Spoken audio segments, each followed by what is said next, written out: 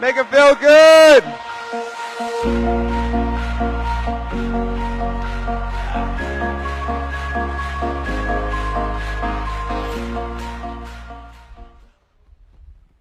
What's up? Hey. You're excited? That's good. I'm excited too. All right. So, who here knows me? Yes, no, cool. Not yet? All right, cool. I just like to gauge who knows me, who doesn't know me. What I'm here to teach you guys today is simple on-demand selling strategies that work in 2017 to do 5 and 6 figures per month in sales. I'm going to do my best to keep everything we teach here very, very simple, okay? So, about me, I'm a PPC, well, hold on. That slide didn't work quite right. Not all of it's on there for some reason, but not sure why. I'm a PPC and on-demand expert. I'm the CEO and founder of GearBubble.com, and I launched several different information marketing products over the last several years. AdsCrack 1 and AdsCrack 2.0, which is very big for our industry. It kind of launched the on-demand industry. It was the first big course to teach people how to truly sell e-commerce in the newsfeed. So a quick history of on-demand. On-demand, how it used to work in 2013 when I was teaching AdsCrack 1, I think it was 2013, was we were doing tons and tons of light campaigns. Now, Arthur just talked about light campaigns. They still work today to help build up a very, very cheap audience. But in 2013, that was it. That was the whole strategy. And it was dirt simple. It was buy a bunch of likes on a Pitbull fan page for $5 a day. Keep your audience as big as you can possibly get it. Once you've got those likes, spam them with a Teespring t-shirt 12 times a day. That was it. That was the whole model, and it worked. And it worked very, very well. The shirts that I sold in 2013 are the ugliest shirts to ever walk the planet. They're really, really bad. But the advertising we had was really, really good. It was ahead of its time. Facebook was more the wild, wild west. Sports campaigns, whatever it is that you wanted to launch, you could launch, and you could scale it, and you could sell it. 2014, Facebook changed the game for us. They started acquiring a whole lot more users, and as they acquired more users, it became pay-to-play. So the pay-to-play model was have to have good designs. The gun niche blew up. All those niches blew up, and it was just measuring money in versus money out. You were spending $100 a day, and you could get $200 a day back on ads. You kept spending that $100 a day. If you could move it up to $200 a day and it moved up to $400, you kept doing that, and you'd measure your money in and your money out, and it was very simple. All the niches worked. It was just shirts, only shirts. In 2015, Shopify started gaining ground.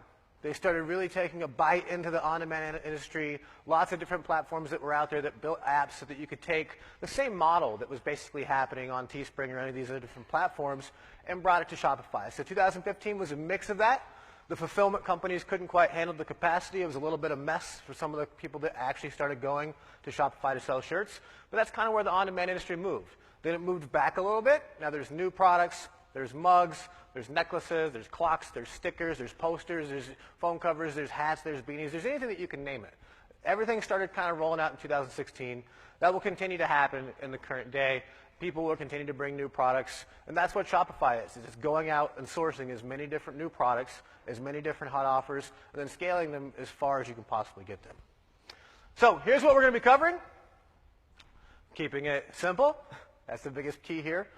Top on-demand niches based on over $35 million in data. What sells on mugs? What sells on necklaces? And then basic, simple advertising strategy. Now, we do hundreds of thousands of dollars a month with our own internal ads just so we can test and split test things on the platform. And the ads that we use are dirt simple. They're really, really simple. All these people are going to tell you to do really advanced targeting strategies, and that stuff works. But the way we tackle niches and the way we tackle markets, we use incredibly simple ads. And I'll show you a case study of how we use those simple ads on a color-changing mug that sold over 7,000 units. I'll show you the ads. I'll show you the winning creative. I'll show you how we split tested it. I'll give you the method so you can use it yourself. Sound good? Yeah. All right, cool. Then we'll go through some simple action steps. So, keeping it simple. A lot of people have talked about this. One second, let me get a sip of water. Now, the key that makes people very successful is dumbing your model down to as dirt simple as you can possibly get it. All right? Is it the design or is it the targeting? Is what I used to teach in Ads Cracked 1 and 2. Is it the design? Is it the targeting? And we could figure that out because our traffic was so dirt cheap from the like campaigns. That was the only question on whether your stuff worked or not. Was the design good or the targeting bad? Was the design bad or the targeting bad? And when it was money in versus money out, that was the same simple thing. So I want you to take whatever model you have and make it as simple as possible. I could tell you 6 million different ways to scale a campaign, but then you're not going to take action on any one of them because you're going to look at all these different ways to do it, when reality is scaling and advertising on Facebook is not a science. There's data and there's numbers, but it's not a science. It is an art. There's 6 bazillion different ways to do it correctly, and as long as you make money, you did your advertising correctly. So, keeping it simple, simplicity is the key to scaling fast. Simple designs, that's what we're going to talk about in this. I'm going to show you designs that you can get made on Fiverr for like $5, $10. They're dirt simple. Nothing is very graphical. We don't use big giant skulls and all those different things that take hand-drawing illustrators. Basic designers can make all the designs that I'm going to show you today that sell millions of dollars. Simple advertising, simple scaling, and simple systems. If you can take a simple design, you can advertise it in a very simple way, and you can scale it in a very simple way, you can have a lot of success. So that's what I want to teach you with today. So the top on-demand niches. Who here's got a niche and a brand in a market that they're in, picked out, chosen? It's okay if you don't. If you do, great. That's good. You want to have at least one niche that you're really going into. If you don't, I want you to pick a niche from the list I'm going to give you, because this list is based on sales, not theory. It's data, it's markets, it's me analyzing the data throughout GearBubble. And GearBubble has over 100,000 sellers across all the different niches and markets. So these are the ones that definitively, by sales numbers, sell the best. There's 2 different styles of niches. And the one that most people have talked to you about while you're here is their traditional style, and that's where I started, which is pit bulls, horses, yoga, Christianity, religion, whatever it is that's the market out there. You guys have all seen those shirts sell. You guys have all seen those mugs sell. You guys have seen stuff in the fitness niche sell. The fitness niche is just huge. It sells all kinds of stuff, especially consumables. But then there's a demographical niche. Who here has seen the shirt Papa Man Myth Legend? Tons of people here. Okay? Demographical niches is what I mean by that is that we want to sell a design specifically to a certain demographic in every niche that we're in. So Papa, the man, the myth, the legend, anyone that's a dad could buy a shirt that says Papa, man, myth, legend. We can do demographical niches is where it's dad to son. Has anybody ever seen a shirt or an item that says dad to son and it's a gift based in the newsfeed? Ever wonder how to sell those? I'm going to teach you. Mom to daughter, grandma, nana. Now there's traditional niches and then there's the demographic ones. Now the demographic ones are by far the biggest. Family, the mom niche, the dad niche, softball mom, softball dad, baseball mom, baseball dad, daughter, papa, nana. Who here's seen the big nana shirts happen at some point?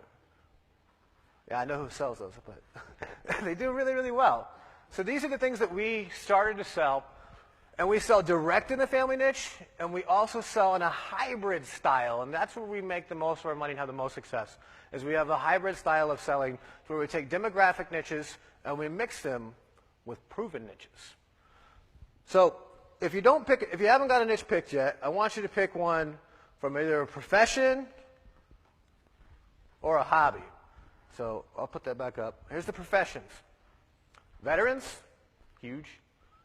Police, EMT, firefighters, thin blue line, thin red line, mechanics, nurses, teachers.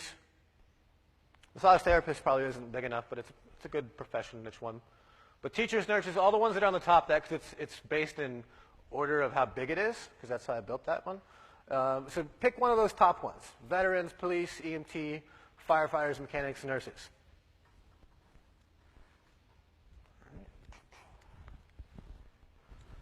All right. Hobbies. Yoga. You can pick these as well. Meditation, fishing, hiking. Anybody in any of these niches? Good. Stay in it. It sells based on data. And I'll show you some new ways to take the same niches that you're in and target after them. So I'll leave that up for a second. I see a bunch of people writing.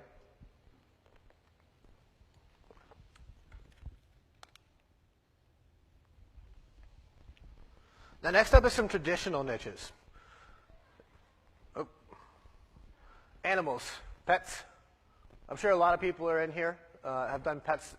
It's a little saturated, so if you want to compete in pets on demand, it's probably not the best place for you because it's already seen everything there is to see in animals and pets.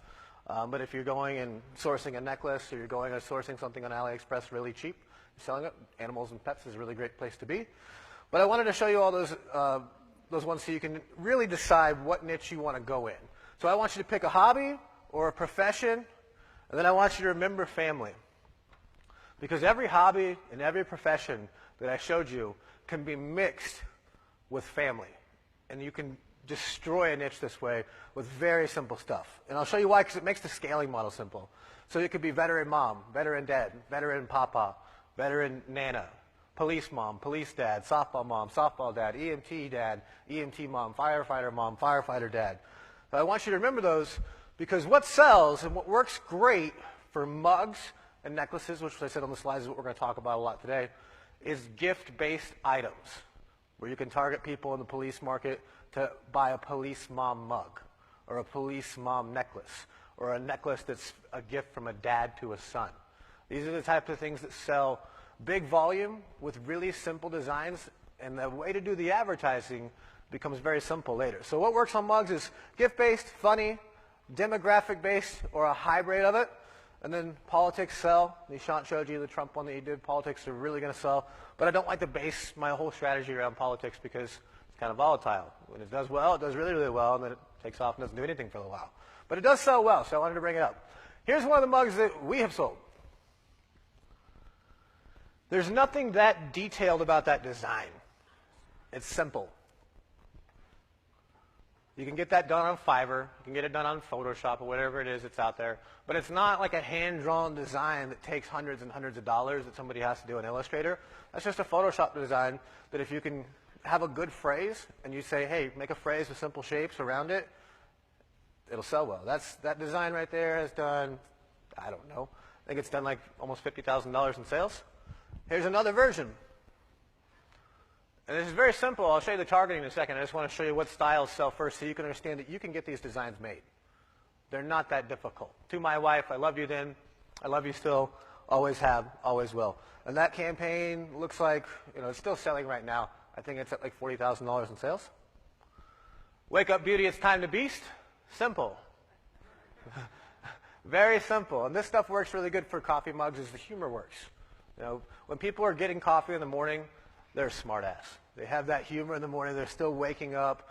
So this type of stuff works well. Really funny, witty stuff works well. Something that talks about your waking up in the morning, it works really, really well. And color-changing mugs, we always use video ads, but I'll show you that in a second. Here's another one that we did, and I'll show you the advertising for this one in a second. To my daughter, I may not be perfect, but when I look at you, I know that I got something in my life perfectly right. Love, Dad. Who here thinks that makes a great gift? Everyone. Who here thinks that there's more people that are dads that have daughters than there are people that have pit bulls? Way more people. And then there's moms that have daughters that you can change this design to. This is just, the markets are huge. And I tell you that because this sold 617, which is a pretty big amount of volume, but it doesn't touch even a tiny, itty bitty fraction of the market. We have necklaces that sell like dad to son necklace, 45,000 units. Dad to daughter necklace, 25,000 units. And it's because the room is there. Selling 50,000 units to people that are dads with daughters is this very small, tiny dent that you make in the marketplace of that niche. So as much as I love traditional niches, if we can layer in families and demographics and things that are associated with almost every single person on the planet, we have a whole different set of people we can go after in a whole different set of ways. Here's another one. To my daughter, I love you forever. I like you always, as long as I'm living, yada, yada, yada. You can read it. It's kind of a phrase, but it's sold. That one sold hundreds and hundreds of units. And you can see every single one of these on our site right now. If you go to Gear Bubble and you log out if you're logged in as a seller, and you go up to the categories and you click New Releases, you'll see them in orders of sales. And this one will be the top one. And it's ours. And I'll show you how to sell it in just a little bit. There's another one. Here's another thing that works really, really well with necklaces, or not necklaces, with mugs, is when we go after a coupled campaign. And on GearBubble, you can launch coupled mugs to where you just couple them together. It helps save on shipping, allows the customer to buy 2 items at once. And what they're going to be targeting on this is people that are married, that are probably a certain age, 25 plus, that like interests of camping. That's it. But the audience is going to be really dialed in because you're going after people that are married, not just going after people that are camping.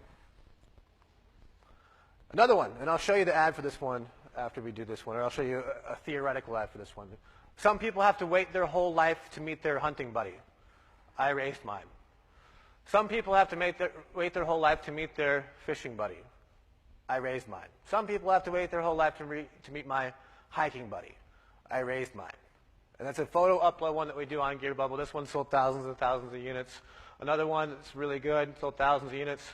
And I'll show you how to advertise those in a second. I don't want to go through them too many times. There's a bazillion of these that you can find out and see. But I want to talk about necklaces real fast. Gift Bake works again with necklaces. Circular designs with a black background always sell the best. Now on a necklace, funny doesn't work. So if your necklace says pit bulls make me happy, you not so much, it's not going to sell. Because people don't want that message on a necklace. Necklaces and jewelry are more of a keepsake. It's more of, think of like a tattoo, something that you want for life as a phrase. Put that on a necklace because that's more what jewelry is for. So funny doesn't work. Demographic-based works. Pulls the heartstrings, kind of like that mug that I showed you that was like a mom to son or a dad to son. It pulls the heartstrings as a gift. Some of the stuff that works for necklaces also works really well for mugs. Here's a necklace that sold $350,000. Best gift for your wife. To my life. I loved you then, I love you still, always have, always will. Phrase seemed pretty similar to the one that was on the mug. It was the exact same one. 11,000 sold. This isn't even mine. It was my phrase, and somebody took it and scaled it further than me, and I was like, holy shit. It was really cool. So it was cool to watch. Did $350,000 in sales of this thing. Who thinks they can get that design made? Pretty simple. Another one, this is a traditional niche market. This is one from JD that did a mantra-style one. This is an older one. I think the advertising has changed since then. Family, to my daughter, never forget. It's another one that follows the same trend. Works really, really well. This one was mine that we launched before the other one. To my wife, I love you then, I love you still, always have, always will. We priced it at $27.95. Other person priced theirs higher and outscaled us. But we still did almost $100,000 on that necklace. So, now that you know what sells, I'm going to show you how to sell it.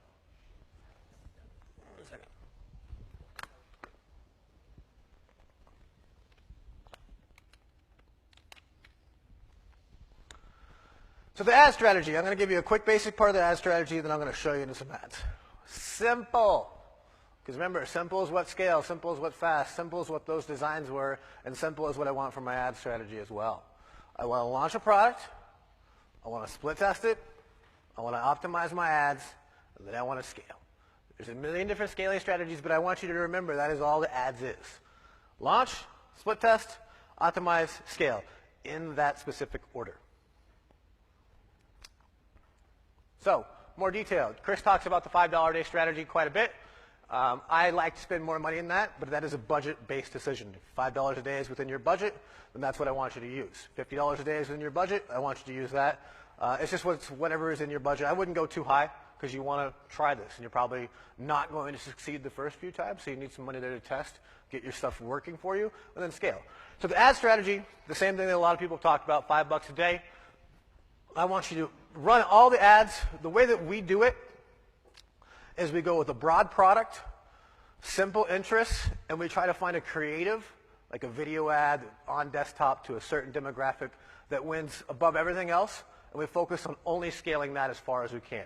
So let me just kind of show you this.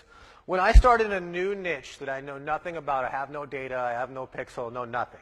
I do $5 a day ads, I do a photo ad on desktop and mobile, I do a link click ad on desktop and mobile, I do a right-hand side ad, and then I do a video ad on desktop and mobile. It ends up being about 18 ads total because I want to split test and find out if it's male, female, age. But a lot of the ones I showed you we don't even have to split test this stuff. And the reason why is because if it's a hunting dad, most likely they're not going to be 18. They're probably going to be 35 or older. And most likely if they're a dad, they're not going to be female. So we don't need a test for female on that particular one. So let's look at this one. Some people have to wait their whole life to meet their hunting buddy, fishing buddy, whatever buddy. I raised mine. What I would do is I would split test this.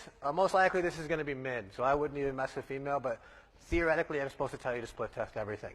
Because a new niche that doesn't have that in it, you would have to. Then you break the age groups down, 10-year breakdowns. I would start at like 25, and then go to 25 to 34, then 35 to 44, and then 45 and up, or 45 to 65. I'm kind of breaking down in 10-year groups. Most likely it'll be about 35 and up that will work really well on this particular one. Okay? Then you do a desktop ad and you do a mobile ad and you try and figure out, all right, what works best for us? Does the photo work best? I have some mugs that the photo sells the best. Most every color changing mug I've ever done, video by far destroys everything else because the product itself has motion. It changes colors. That's the best creative type to display the product that I'm selling. And Facebook loves videos.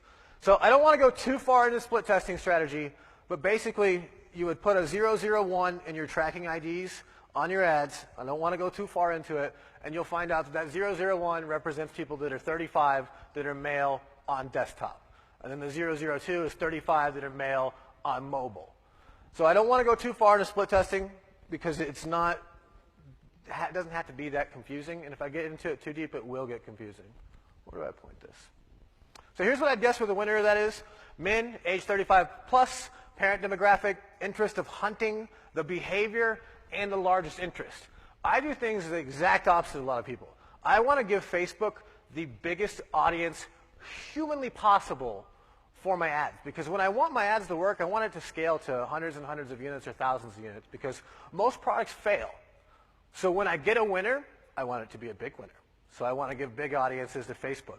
And Facebook's better at scaling than I am, so the bigger audience I can give them, the better chance of things working. So here's what I would do. This is what that ad would look like. Men, 35 to 65. And then I would go into the detailed targeting. And I use this more than pretty much anybody I know. And I would say, all right, what can we assume about the people buying this item? Well, they're obviously a parent, right? Most likely a man because it's hunting. That's probably, either taking their son or their daughter out. Okay? We can't target if they have a male or if they have a son or a daughter. We can't do that. We can't segregate that out. But once you start building lookalike audiences later and Facebook learns that it's people that look like dads that have a son, they're going to figure that out. And the more data you give Facebook, the better they're going to figure that out. So this is what it would look like for me. I put the behaviors and the interests together, and I just go for the biggest term I can. Because instead of going with an interest-based one and then figuring out which demographic does best in the pit bull niche, I figure out the demographic first. I design a product for that demographic, and then I bring a niche into it. So that I don't have to split test 18 to 25 women, all these different things. I pretty much know that somebody needs to be a pretty certain age for the most part to have somebody that's old enough to go hunting with them, so they're probably not 18. They're probably 30, 35, or older. So I don't have to split test as much. So when somebody else is spending $90 a day on split testing, I only got to spend like 25, 30, because I only got to split test the obvious things. So analyze the results, what gender does best, age group, what placements, all that type of stuff. Now, in this specific ad, if we were just doing 35 to 65, we would break it down by a photo, we would break it down by a link click ad, and we would break it down by a video, and desktop and mobile. And we say the most important thing is mobile, because that's where most of the traffic's at on Facebook. So you want your mobile ad to win, and most likely it's going to be a mobile video ad. Everybody I know that scales really big numbers right now, it's video. And the videos don't have to be complicated. It can be an iPhone video of your product. It can be a slideshow video of an on-demand product. It takes longer to make, but Facebook favors it. So then to scale, I keep it really simple. So we would do this, and to scale, we would just look at what's working. Is the video working? No? Okay, after 40 hours, turn it off. Is the photo working? Yes? Okay, double the budget. Wait another 48 hours. Then repeat the exact same process. Is it perfect? No. Is it simple? Is it statistical? Is it scientific? Yes. I may lose out on some sales, but if you don't have a militant style way to determine when to turn your ads on and off, it won't work for you. So that's what I recommend that you do. It's 48 hours every time, and that's what you split test, and that's how you find how much money you can spend on something. So if I'm doing $5 a day and I find out my video's working, I'm going to go to $10 a day. If I have a really big audience and I'm ballsy, I might even go to 100. But that's not what I recommend you do. I recommend you double it each time, and you methodically, mathematically, systematically go up. And as soon as the margin gets in drops, you go right back down, and after 48 hours, it will re-optimize back. Now, I could teach you manual bidding and a million different things, but I think that the key is give yourself a simple strategy. $5 a day, did the video work? Great, scale it up. If it didn't, come back down. And then you make the same decisions on the budgets. Was this budget too much? Did it diminish the ROI too much to where I made less money? If so, after 48 hours, bring it back down. But give it 48 hours. Then you start building out every single audience that you can. As you start getting some sales, Facebook is way better at targeting than you. They're better at targeting than me. Build out lookalike audiences from every single piece you can, because once you start letting Facebook scale for you, you'll do much, much better. They're much better at it. I can't get this clicker to work for some reason. So here's a quick breakdown. Pick a demographic. Softball mom, niche hybrid, firefighter papa, firefighter dad, firefighter mom, firefighter nana, uncle firefighter, yada, yada, yada. Pick a demographic and a niche that you can hybridize together. Because once you get one to work, do you think that I didn't just try to figure out if the wife would buy a mug for the husband back as a gift? We sold thousands and thousands and thousands of those. All we had to do was change like one word in the phrase. So pick a demographic and a niche hybrid, because once you get one to work, you're going to scale from demographic to demographic to demographic to demographic. Gift-based, that's what works really well in the on-demand market. It also works really well in dropship, which I'll show you as well. Use gender and age-based items. And use very simple targeting. A few quick examples. I already went over some of those. But fishing niche, dad-style design, softball niche. You're going to do moms 35 plus. If it's a color-changing mug, most likely it's going to be videos. And you're going to put the demographic of the parents that are in there at the age of like a softball mom or a cheer mom or a dance mom or whatever it is that you want to do. Is it getting the point? All right, cool.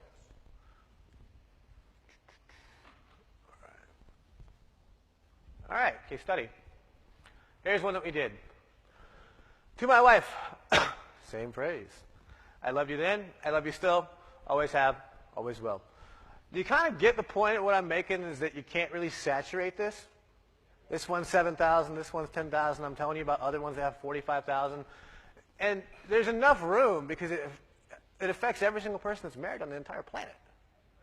And a lot of our sales actually come internationally, which I don't want to get into too much. But that's what you want, is you want a product that can scale really, really far with this model. So the ad strategy was this. Simple and broad. We targeted men that are married. And we split test to find the optimal creative and bid. We were literally targeting men that were married, that were 35 plus. That was it. No interest, no nothing. Anytime we tried to layer interest, it would be like a behavior, online shopping. Just because we wanted people that were shopping online. So simple and broad, this was our exact targeting. Men, 35 plus, married, behavior, online shopping. Think you could run that ad? Very, very simple. So we split tested it.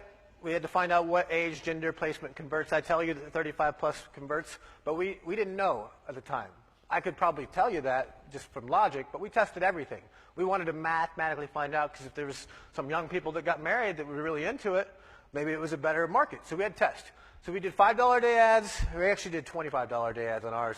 And the most important thing is not to find the winners, but it is to find the losers if you want to scale. Because if you just target pit bulls, but then you don't know that all the 18-year-old males that are 18 through 50 or whatever are just losing you money because you didn't separate male and female, you could have scaled much further had you put all your budget just on the female one only. But you didn't know that if you don't split test it. So the key to split testing and optimizing and finding what works is actually finding what does not work. Setting your audience up to where you can find out, okay, that photo ad was great and it looked cool, but it didn't actually bring in the sales. The video ad was great and it looked cool, but it didn't bring in the sales. Or the one to the men tanked, but the one to the women did really, really well. And if you don't split test and at least set stuff up that way, you'll never find that out. $5 a day can find that out for you. So here's what it looks like. This is ugly. This is ugly. This is the ugly part. This is the part that makes a lot of money. and some of these stats are slightly duplicated on there. But what I would do to break my stuff down, it would be like 100, and the 100 series would be like my photo ads. The 200 series will be my link click ads. My 300 series will be my video ads. And like 301 will be, a desktop to a certain amount. So I can put a tracking ID in every single Facebook ad. There's a URL perimeter in there. You can look it up on Google. There's a million ways to find that out. And I just correspond to each one. So I know that 127, which has a 3% conversion rate, didn't work out for us. 125 might have worked out for us, didn't. But 128 did. 304 did. And I can tell exactly what creative brought me exactly what sales. And I can turn off 1008, 1007, 1003, 1002. And I can keep on all the winners and keep driving traffic. This is ugly, but this is what makes all the sales. 31 sales, 243, 11, 17. And you can kind of see the conversion rates. My winners, 13% range, 14% range. Anything that's like 4 or less, I got to turn off because it's not making me any money. So here's what that looks like inside of Facebook. Now, I know this gets tricky, but remember, everything I explained to you until I showed you this crap was simple. So remember, this is a simple strategy. I'm just showing you what it looks like after you've executed it across thousands and thousands and thousands of purchases. So we have stuff in our Facebook that 101 is our website conversion ads that are optimizing with Facebook for purchases. The 105 series is ones that are 55 plus male lookalike purchases. Another one for 128 is males 35 plus married mixed with online shopping purchase behavior. It's the same type of ads that I was showing you. It looks confusing when you see it like this, but that's not hard.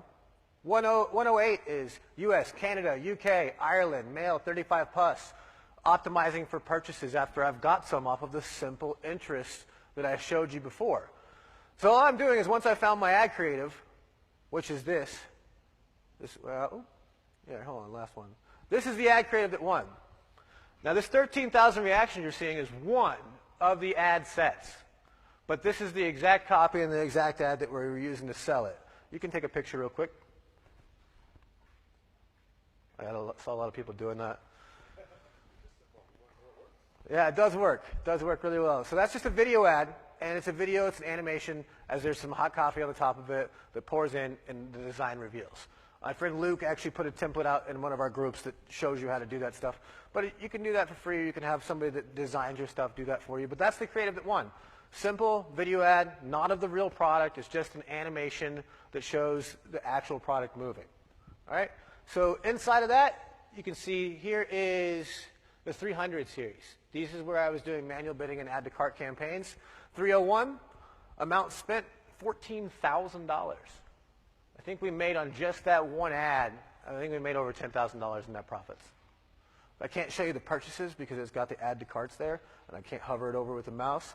But this is my campaign with the same creative to the same people that are males, 35 plus. I tried to break it up to 45, would you see? And my cost per add to cart went sky high. As soon as I touched and tweaked the model, it didn't work as well. So all I did was found out that men, 35 plus, watching this video ad, most likely on mobile, converted. Then I took that and I said, all right, how can I get the budget? Now can I do manual bid? Can I optimize for purchase? Can I optimize for add to cart? Can I optimize for link clickers? Can I scale it internationally? Instead of trying to split test and figure out which interests, I figure out one creative to one demographic, one audience, and I scale it as far as humanly possible with every different way to run ads. So there's a better look at it there, but that was a manual bid ad at like $750 a day. So to scale up, you build a lookalike audience from every single data point. The reason why it's called lookalike audience and not interest alike is because they build it to people that look like the other people. And you can have data and interest, but what they know about every single person is, do they look like a male or a female? Do they look like a certain age group? Do they look like they have family that's connected to them that are a son or a daughter? And if you have that in your design, as Facebook builds out the data, it will be far more accurate than someone that's only in a traditional niche, because all they can build their lookalike on is based on that interest. You can build a little bit on the data, but if the age group and the data that works in the design is part of the strategy. When Facebook builds the data itself, it will give you just so many more sales because it's going to optimize to softball moms and not just softball families, which is going to do so much better. Push all your focus on one winning creative. Like I said, keep it simple. When you split test, you're finding your losers until you find your one winner. And you could have 2 winners. You could have 3 winners. I'm just saying find one and scale it as far as humanly possible, because that's the goal, is to find one winning creative. Then you try to do the new placements after that. You enhance it, ROI, all that stuff. Let me show you another one so I can just show you how simple this can be, because I showed you a whole bunch of stats and a whole bunch of stuff up there that it makes sense at a theoretical level, but you're like, holy shit, that was like 1,000 ads. This one, to my daughter. And we started running this one like a couple weeks ago or a month ago. To my daughter, I may not be perfect, but when I look at you, I know that I got something in my life perfectly right. Love, Dad. Male, 35 plus, not married. Wait, first, could you make that ugly design? Yep. Yes. All right, cool. The designs are ugly. Male, 35 plus, not married, because we want the main woman in their life to be the person that they're buying the gift for, the daughter or the son. Sometimes the married would work, but if their children are way more of the main focus emotionally in their life because they don't have another driving factor, they're probably going to work better with this ad. So as Facebook gathers this data, we scale with it. Here's the starter ad. That's it. Parents that are divorced. You got kids and you're divorced. That's it. Whole ad. No interest at all. We got 6.5 million people. We just need to get a handful of them, a small handful of them, to buy our product. 650 people is nothing in that size of an audience. Here's what it looks like. 601 is the ad that you just saw. Huh? And Gear Bubble. Yeah, I just call it GB. So 601 is what you just saw. This ad, photo ad, parents, divorced, separated, single, widowed. And we spend, on this ad right now, I think we spend $150 a day. Yeah, $100 a day actually, I think. And we get 30 sales a day on this. That's it. 601 is a variable on there. It's a video ad, or this one's a photo ad.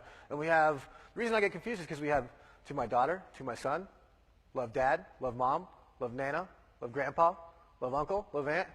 So 644 is nothing compared to how many of these we've actually sold. Because all you're seeing is one demographic, one market. Not softball mom, softball dad, not married, gift from husband to wife and wife to husband. So every single one of these that works in every single one of these other demographics. That's the ad. It was a video. Sorry, not the photo. Love your daughter. Surprise her with this color-changing mug.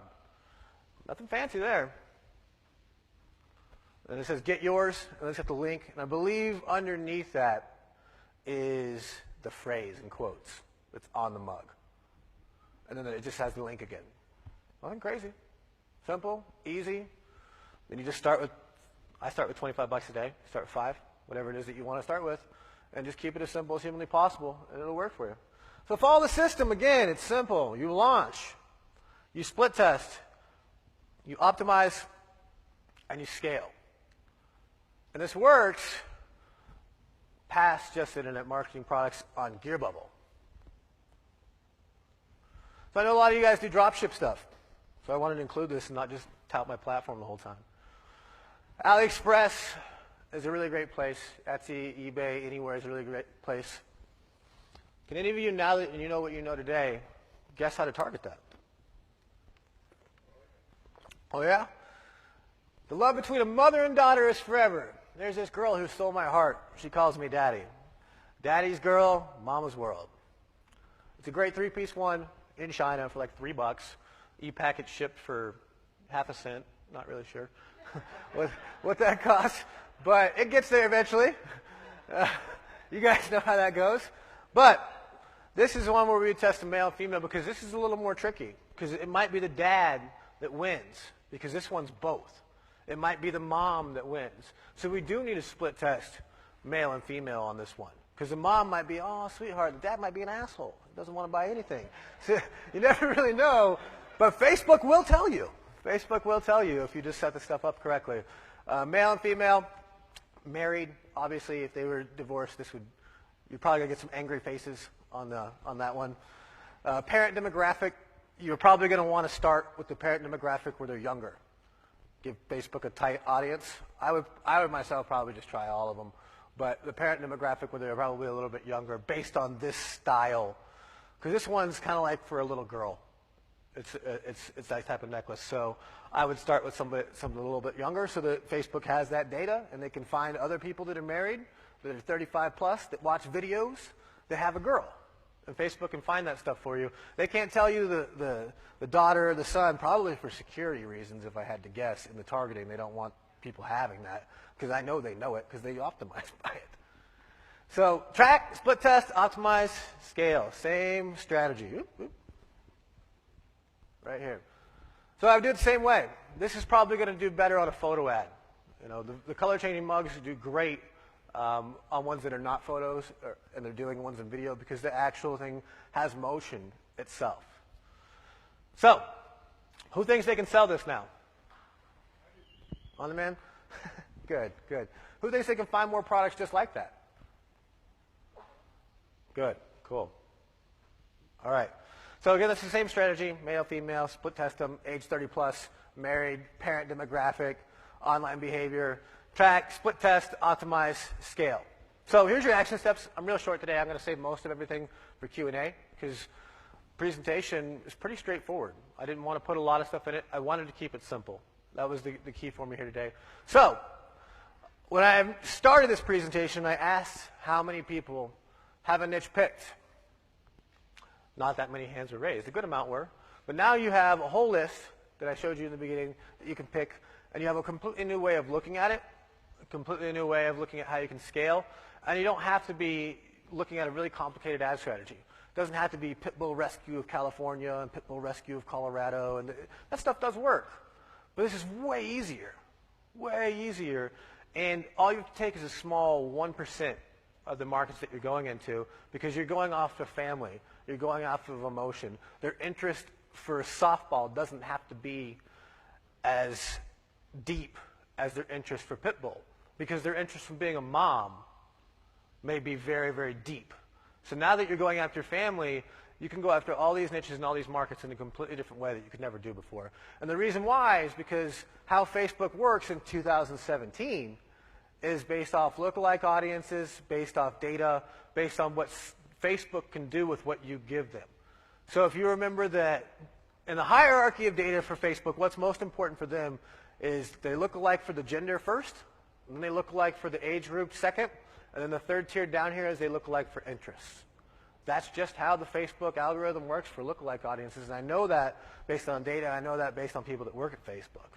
But if you can get that in your design as you scale, you don't need anything else. Because you don't need to figure out which interest has the most passionate pit bull person. You just need to target people that like pit bulls that really love being a mom. Or they really love being a dad. Or they have a daughter. Or they have a son. So pick a niche. If you haven't got one, you need to do that today. Develop a simple advertising strategy. And then I want you to follow that strategy militantly. Everything I do is 48 hours. Double it, 48 hours. Double it, 48 hours. And that's my scaling strategy. And that's where I found out what budget works best. And once I hit that ceiling, I let it sail. And then as the product reaches what's called maturity, I have to drop that down. And that's just how it works. That's just how I scale my stuff. But it's very, very, very simple.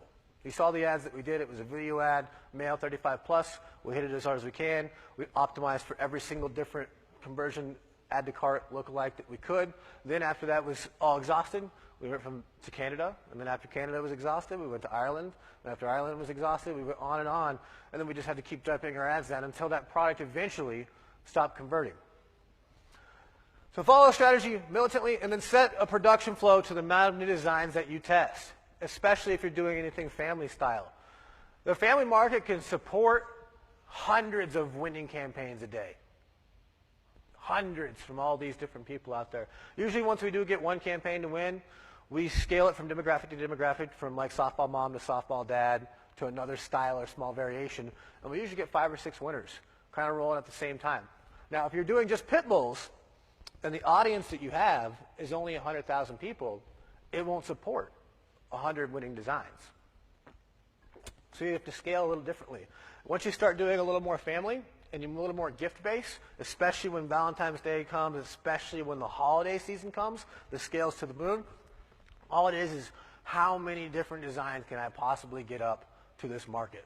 Can I get up 10 designs a day? Can I get up 5 designs a day? Can I get up 10 designs a week? And that's what takes it from a hobby to a full-blown business. Because that's what you're doing, is you're generating new leads and new processes and testing new things in the sales department. So pick a niche, traditional or mixed, develop a simple strategy, $5 a day, follow that strategy to track it, optimize it militantly, and then scaling up. Double each time, 48 hours, and then as you do it, gather data. So, my goal here was to tell you very simple, and I think that we did that. The top on-demand niches, I can go over that again here, just now that we have a little more time. What sells on mugs? Simple stuff. Everybody in here raised their hand on some of the stuff that's made me hundreds of thousands of dollars in sales. Not one of you can't make those designs on Fiverr. It's super simple. The same thing with necklaces. It's a black background, some rings in the middle, and some text around the corner. It's not hard. You can make it in some of the design spinners that are out there. So keep it simple. We know that simple designs sell. It's like when you go in and find stuff on Shopify that you want to drop ship, some of the hardest things that you can do is find out what product sells. That's the biggest part of what you're doing, product research over and over and over. This is good because simple stuff sells. And if something doesn't work, you can test a new product the next day. If something doesn't work, you can test 10 new products the next day. All you got to do is spend $5 on Fiverr. So keep things simple. Keep your mugs simple. Keep your necklaces simple. Keep your T-shirts simple. Keep everything that you can as simple as humanly possible, because simple stuff sells, and it's always going to sell. It's going to keep selling, especially if it's emotional based. Do gift ideas, basic advertising. We talked about that stuff. I showed you a case study on one that showed you that did 7,000 plus units. Showed you another one that did 600 plus units. Showed you the ads on there. And then we talked about some action steps. So remember, simple, simple, simple. That's kind of the key here. A simple model scales fast. You saw how big we have in sales. You saw one demographic most of the time. You know, with each one of those winners, we got 6 more. And the only reason we can do that is we've departmentalized our business. We know that the design team does this. Once we have a winner, I want you to make it in every demographic. And it's because we kept it simple. So we don't have to go, should we launch a new product? Should we work on scaling this one over here? 3 new products launched on Monday, 3 new products launched on Wednesday, 3 new products launched on Friday, analyze on Tuesday, analyze on Thursday, analyze every 48 hours. Find a simple model that works for you so you always have a certain amount of designs going up or a certain amount of things that you're optimizing and scaling, and it should be certain days in which you do that. So have a simple ad, simple scaling works really, really well. When you're doing ads, you can do all the tricky stuff if you want. That stuff does work. Or you can do really simple. Simple systems. I talked a little bit about departmentalizing the business. Simple designs, and then simple, simple, simple. I'll actually show you. I didn't know that I could actually, I don't know if it'll let me. I don't know if it will. But I'll show you kind of what that looks like. I don't know if it'll let me get on the exit show. Yeah, let's see here. I don't know if I'm actually connected to the internet, but we'll see. All right, cool. You can see my disorganizedness.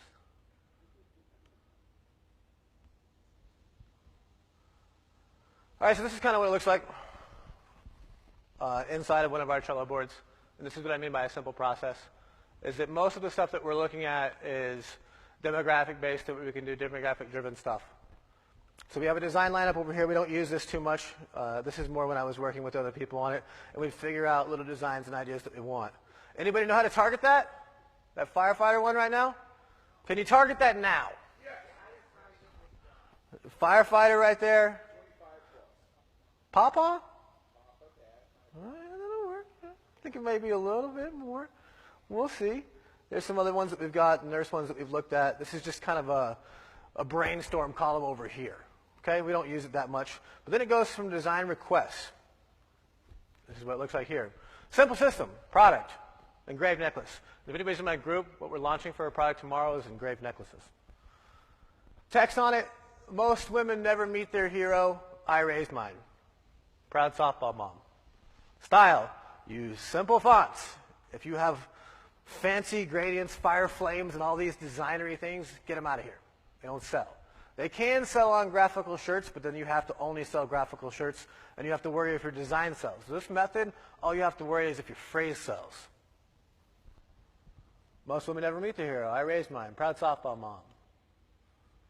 Same thing with cheer mom. Same thing with nurse mom. Same thing with police mom. And if the mom works, guess where we go next? Dad. Dad. Police dad. Firefighter dad. Nurse dad. Softball dad. Cheer dad. Dance dad. Music dad. Dad that runs the little girl around to all of her stuff dad. It's the stuff that works for you, though. As you can see, this is what we do, though. Okay? And then we got a new product that's coming out. We're going to do it on engraved necklaces. We're going to scale it to the moon. It's going to be football mom, baseball mom, softball mom. And guess how we're going to target each and every one of those? Mom, parent demographic, female, probably 35 plus, because I know 35 plus is where I make all my damn money. And it's going to work. Is it going to work on every single design we put out? No. Is it going to work on some of the designs we put out? Yes. Is it going to work on mugs sometimes and not other times? Yeah. Is it going to work on necklaces sometimes and not other times? Yeah. But when it does work, the system should be organized in a way that it can scale. Like this is the one that, Ron, one of my designers, is working on right now. Baseball mom engraved necklaces. Once he's got it done, he'll put it over in design review. Everything's in a very simple process. Here's an approved design that we're going to try in the dog niche. I licked it, so it's mine. That's a funny one. Pet ones that we're going to try because the engraved necklaces are going to be new, so we're going to try someone like that. Here's a cat yin yang one that we think will do well. And look right here. Proud soccer mom. Proud football mom. Proud yada yada mom. Proud yada yada dad. It's going to say this the same thing over and over. This one here. To my wife.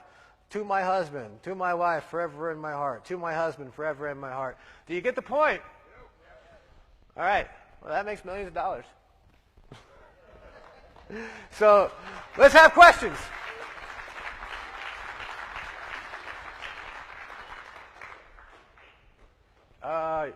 Don't know your name? Do I got to get a mic? Hot mic? Oh, okay.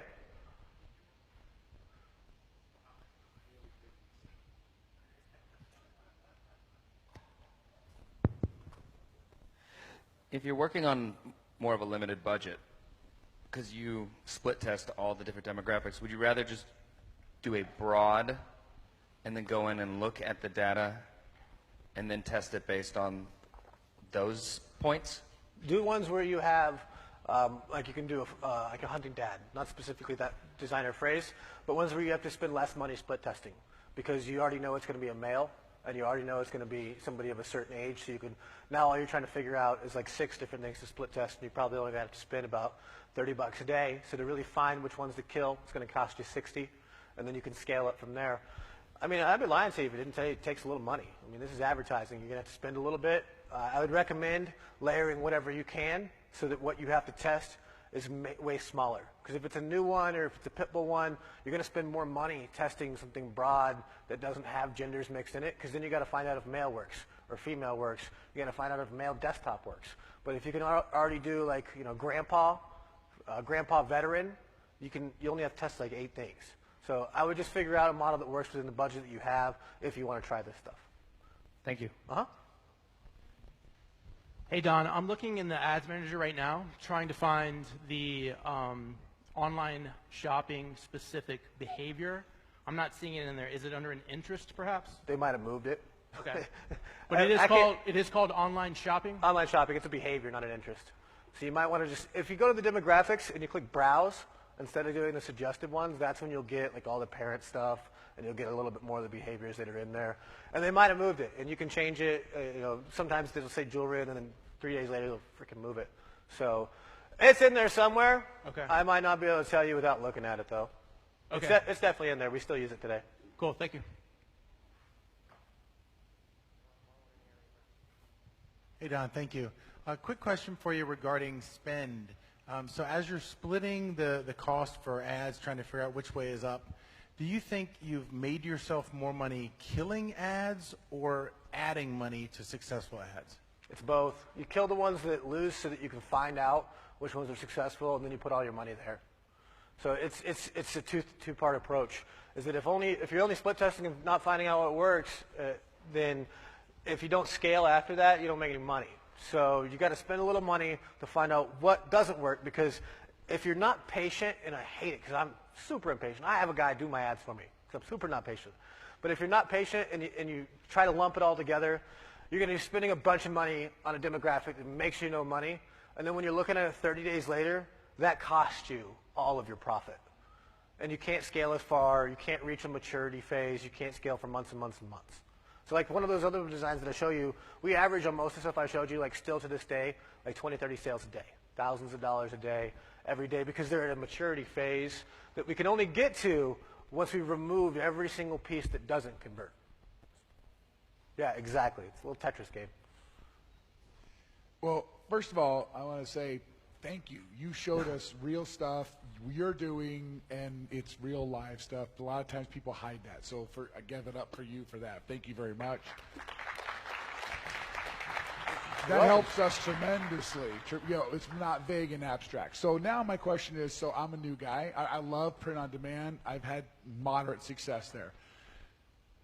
So if I'm going to launch as a new guy, do you like prepare 10, 12, 15 designs and then just start focused on launching and analyzing? Or do you launch one, wait 2 days, launch another, wait 2 days? How should I be preparing 20 designs before? It's all about consistency.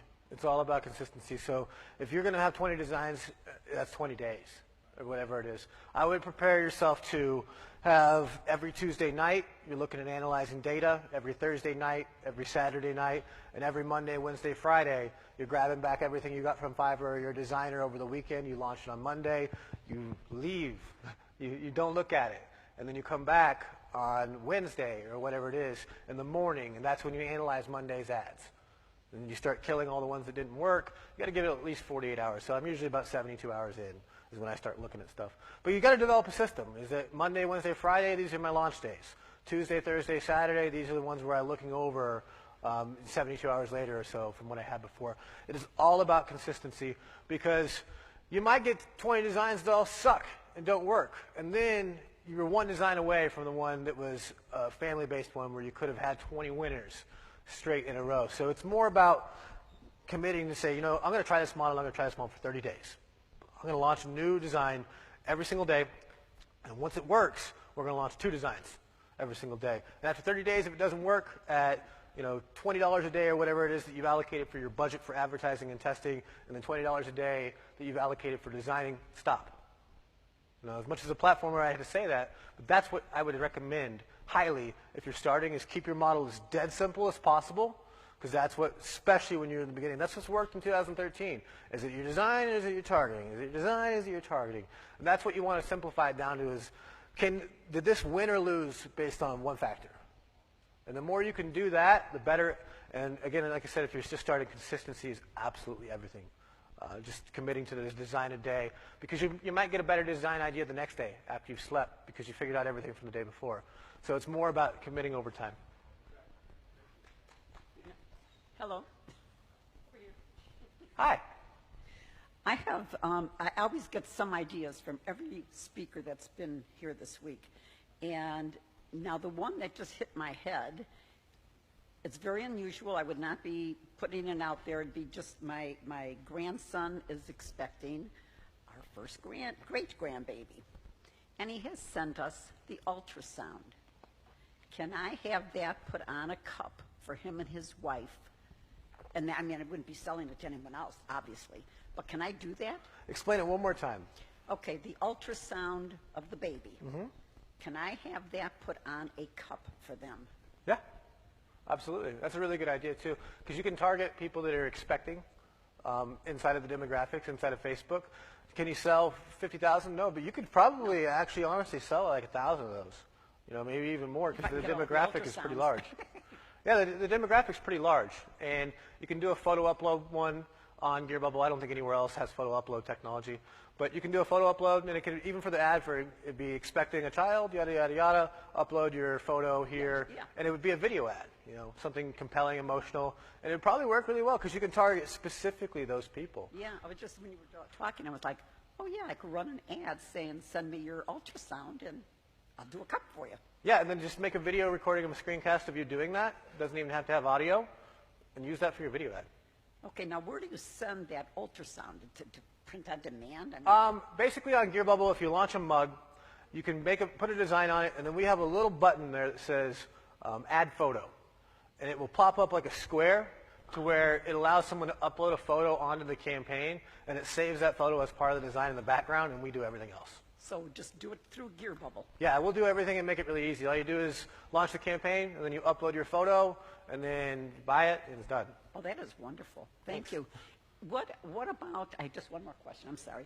The cup that changes colors, is that better than a plain cup? It sells. And what colors does it change? It just goes from black to white. It's the Oh. only kind. So it's like a translucent black that dissipates within heat to where it becomes clear and the design reveals beneath it. You know, it looks just like a normal coffee cup. It's just really cool. Oh, It's really cool. It's okay. a new style. All right, thank you. Uh-huh.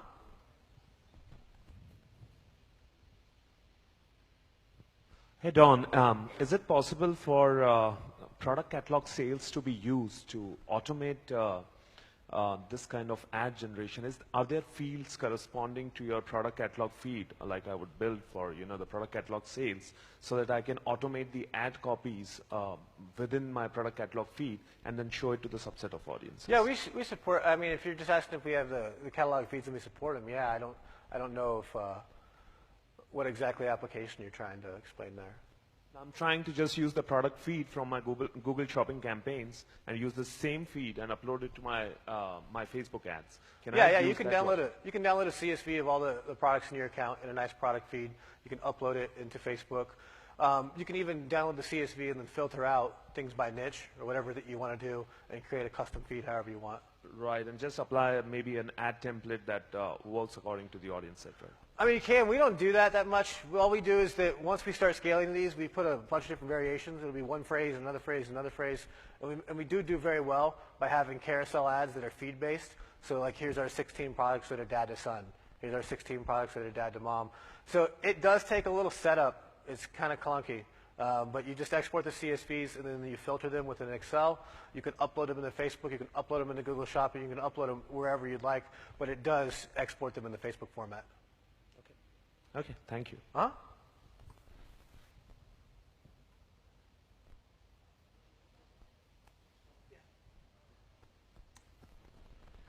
First of all, I want to thank you for being here and presenting everything to us and all your personal stuff and giving us all these clues. For me, the light came on, and I want to thank you for that. This is not really a technical question, but I'm really curious of the story behind the name Gear Bubble. My girlfriend came up with it. I'm really bad at names, and I was like, we want to sell pretty much anything online and make it easy for anyone to start an e-commerce business from scratch with any product. Because we don't want to just be an on-demand company. Eventually, we want you to be able to sell anything that you want on Gear Bubble, period. And we were just trying to figure out names of gear, and that domain was free, so we snagged it up and named it Gear Bubble. Nothing too exciting. We knew it was the vision we wanted, but if you want to get a good name, talk to Chris. I've really been exploring product pricing and doing either free shipping with it, or is it like what's been your experience whether the sales with shipping, especially to U.S. We were talking about how internationally they expect to have shipping. Now in the U.S. that they're getting much more spoiled, like with Amazon Prime and all these things that don't have shipping. And so, like are the prices that you showed us on products, is shipping on top of that? Is it included? What's been your experience around Shipping's that on top of it. tolerance? It doesn't make a difference. I mean, obviously, you're going to get less cart abandonment if you don't charge anything for shipping. Just kind of part of it. But all the biggest campaigns that we've ever ran on Gear Bubble and in our Shopify stores and everything like that, we charge for shipping. If you're drop shipping and you're doing free plus shipping, that's a great way to build a list and quickly rip up a business as long as your fulfillment's on lock. It's a really great way. But I haven't seen any problems with charging shipping. As long as your shipping is realistic. Like if you do a free product and then your shipping's like $12.95 to ship a necklace that costs like $2, I'm probably going to leave. So it's super realistic. Like a mug, people expect that it's going to cost some money to ship it in a fragile package. They might not think about it, but the only time we do free shipping is like a secondary touch point to an audience for a retargeting ad. Didn't buy it, come back for free shipping. Because we want them to pay for shipping too. We usually make a margin on shipping. No, and we just don't charge too much. If you charge too much and people leave and abandon the cart, it's a problem. But as long as your product is priced at like a retail-based amount, shipping's normal. But if you have like a $4 product and then you're shipping $6, then it's a problem. But if you have a $19.90 product and your shipping is $4.95 to ship a breakable item, it's no big deal. People expect it. So as long as it's logical, makes sense. Shipping will never make or break whether an offer works. You know, pricing will make or break how far you can scale an offer, but it's not going to make or break whether the offer works. If you don't charge a margin, the offer's not going to work at all. But it doesn't really make a difference. Hmm? You stole my gear bubble question, but yeah, cool name. I had a quick technical question on when you said tracking the URL. What was that called again? When you're inside of your actual ad and you're putting in there's a URL parameter that you go into. So say you're setting up a page post engagement ad where it asks you if you want to make a new post or an existing post. There's like an advanced settings that you can drop down. There's one that's called a URL parameter. This is really technical. You write in TID equals and then 1001 or 1002 or whatever it is that you want. And then Facebook will send that tracking ID with the traffic to GearBubble so that it will know these are the visitors from this specific ad. And this specific ad had this much traffic and this many conversions. I didn't want to go too far into it because I would lose people. But yeah, it's just setting those up in two places to where you can track everything. And I had one other quick question. We talked about adding items when you check out, adding, say, a shirt with a sweatshirt or a mug or something. Do you have some guidelines on that you like? Say again? To do an upsell, like as someone's doing the checkout, do you have like a shirt? Do you have another hoodie that's for sale, a mug that you can offer, stickers? Do you add anything with each sale? See, we try to keep it simple, and that's where we differ a lot from Shopify, is that Shopify is a checkout. We have stores with carts and checkouts. But the realistic thing is that when people go into a checkout, for the best conversions possible, is you want them to go from landing on the page to finishing checkout as fast as humanly possible, because that's going to make the least amount of cart abandonment. So we don't want a cart, but we do want an upsell. An upsell is just any type of related product. It's a profit enhancer. It's not going to make or break our ads. Usually if it's a necklace, I can find a really good mug that goes with it. But we try to figure out the upsell after we know we have a good product, to be honest with you, because all it is a profit enhancer. Now, if you're building a brand, like a real brand, and just like the fishing niche on Shopify, you're going to want to figure out standard upsells that you have because you're in the same niche every single time. This, I'm trying to scale with a production flow of new designs, and I don't want to make an upsell each time. Sometimes you can repurpose a design for an upsell for another product, and sometimes they don't look so good. So like a circular design for a necklace is probably only going to work on a necklace. A heart design for a heart necklace will only work on a heart necklace. You might be able to get it to work on a shirt, but doubtful. So I'd say, an upsell where it fits, but focus all your time and energy on getting that one product to work. Great, thanks.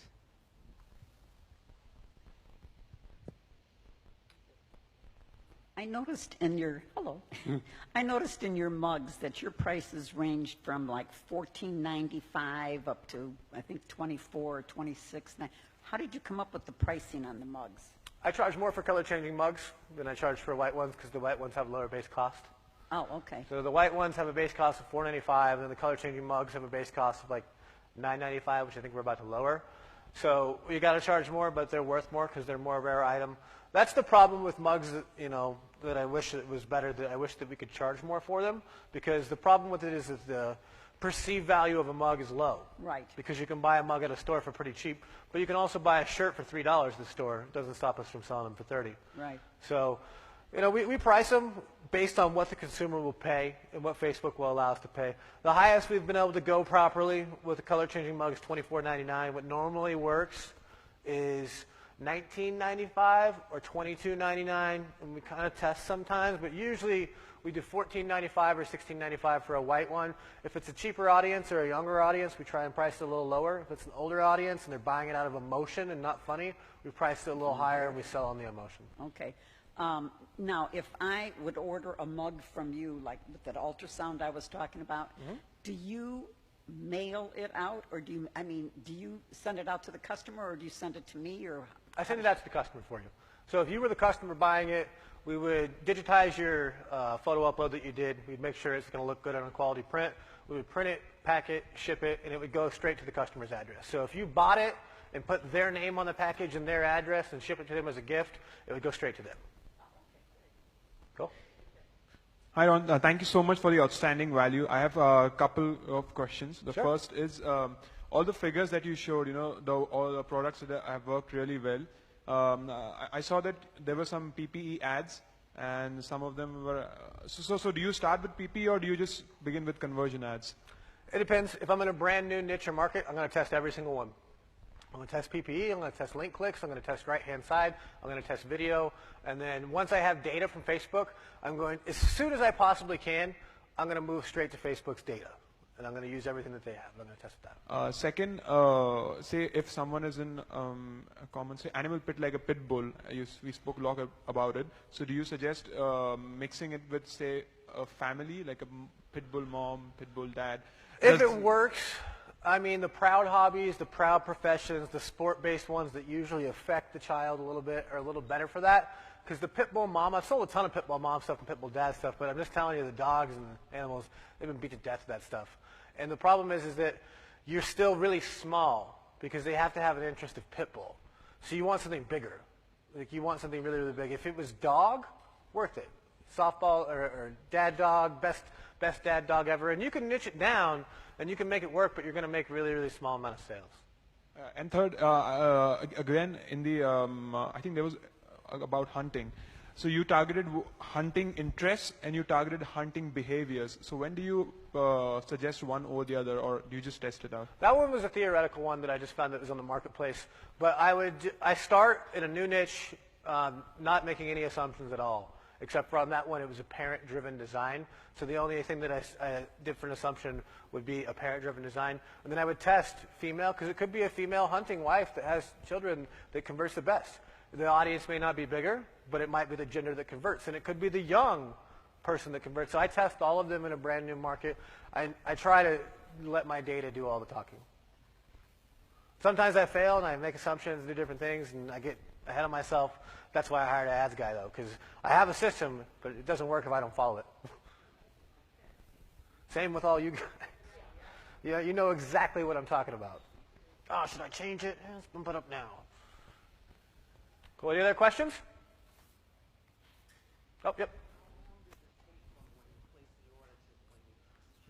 Her question was, how long does it take from when you place the order to when you ship it? And it's dynamic. Our mugs are really fast, usually a few days, and it's printed, packed, and shipped, and it's on the way. When we send them out USPS first class, so the post office takes another 4 or 5 days or whatever it is. Necklaces take a little bit longer. They take a little longer to make, about 5 days. Shirts, as long as we have the blanks in stock, which we almost always do, they only take like 4 or 5 days. So it takes a little production time, and then it takes shipping time, and then it's variable. It's dynamic. So if it's a hoodie, it's heavy enough that we have to ship it priority. We can't even ship it first class. So it's most likely going to get there a little faster just by the nature of how we have to ship it. So it's going to change. I got 2 questions. One, real quick. I know with another vendor, I'm constantly getting notifications that, oh, we don't carry this anymore. Oh, this one's out of stock. Oh, this one's not going to be carried anymore. Do you have that gapping on Gear Bubble? No, not really. But we don't have as many styles as some of the other companies do, specifically for that reason. I don't need 38 different styles of tank tops if I can't keep them in stock. So if I was some big funding, like Teespring's got enough funding that they can keep every single style under the planet in stock. Their prices are high, but it's not going to be a stock issue most of the time unless the actual places that make the blank. Because it's not just one piece, unless you have your own mill and your own facility and a shirt, you can't really control that. The Sunfrog, for example, did a really smart idea where they kept the styles that they have for variations very small. There's only a certain amount, so it's really easy not to run out because you don't have so many styles. So anytime that you deal with a provider that has a bazillion different styles and different products, each and every single product you bring into the market, each has their own bottlenecks to growth. Each has their capacity. Each of them has another moving product where if we have our metals of our necklaces and the guy that makes them, we don't make the metal. Right. Somebody else makes the metal, we ship it in, we hand make the item here, we do everything that we can to keep everything within the USA. So we make everything here in the USA, but there's something third party, unless you own the factory down in China somewhere or Honduras that makes the shirt, that can break. Or the Cardinals win, and all of a sudden you're out of Cardinal red. and everyone is out of Cardinal Red. So that's kind of the nature of the beast. You know, if all you're selling is Cardinal Red, don't sell Cardinal Red. Try to keep it standard. You're never going to run out of black shirts. You're never going to run out of black hoodies. You're never going to run out of a white mug. We have a hell of a time keeping color-changing mugs in stock sometimes because we sell more than anywhere else on the planet. And a year and a half ago, those production lines in China didn't exist for them. So we have to deal with it. It doesn't happen that much on shirts. But the reality is if you're selling a weird variant, possibility exists. And secondly, hopefully there's a way to do this. How do we stay in contact and learn from you? And what's the best avenue? You just go to YouTube and suck all your free information? Or what's the best way? Well, sign up for Gear Bubble. This is a good Already place there, to go. yeah. And if you can find Chris's link, sign up through Chris. And just get in our Facebook group. I'm in there every single day. You post a question, I'm going to answer it. I don't do a lot of standardized training, even though I'm really good at it and I miss it. I've run this big-ass company all the time, so I'll put more training videos out this year because it's a big push that we're doing in the company is I want to educate a lot more. So get in the group. Hit me up with a message. I'll answer it if I see it. Doesn't hit the other inbox. So just get in the group. And that's the thing that I like to see is that if somebody goes in the group and they try something and it doesn't work, and you come back with a screenshot and you're transparent, I'm going to tell you exactly what to do, exactly what to tweak, exactly what to change, but everybody's so afraid their design's going to get ripped off that nobody's going to do that. But if it's not working for you, post it anyways, because it's not working. So go in there, be transparent, hop in the group. I'll do my best every day to answer your questions. You just have to, we approve pretty much everyone. As long as you have a Facebook profile and don't look like spam, we're going to approve it. So it's the group is just called Gear Bubble, I believe, or Gear Bubble. I just think it's just called Gear Bubble. So look for a group called Gear Bubble, and then give me a day or two to accept your request. And sign up on the site. I think we mail something with it. I'm not sure. And then I mail updates every now and then. But usually the updates you get from me by email is a very rare promotion, but it's more like we got a new product or we're running a discount sale and stuff like that. So not a ton of training, which I'm going to do more this year, but we train in the group, and I'm an open book, easy to reach. Hi, I have a question. How do you come up with the creative text on your mugs without copying other text content? What do you mean? So, for instance, the text, like the wife text on the mugs, the content that's on there. Mm-hmm.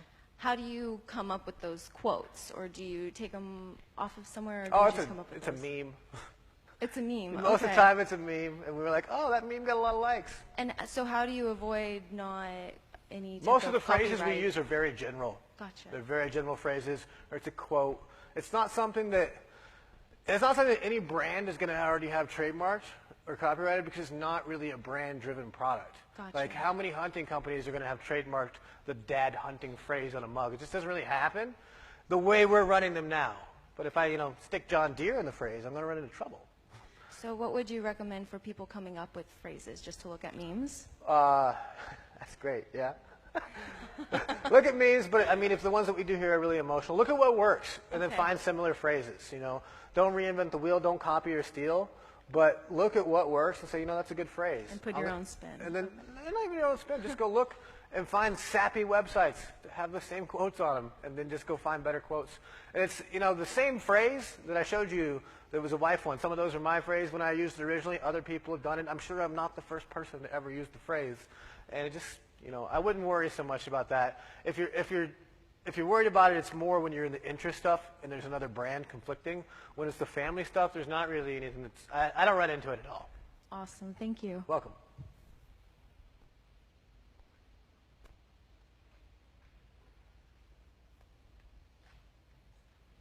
Just one little question. Thanks, Don, for all your valuable information. I love it. Is there a minimum on anything? No. So I can order one T-shirt, I can order one mug, Yeah. Great. Thank There's you. no minimum on anything.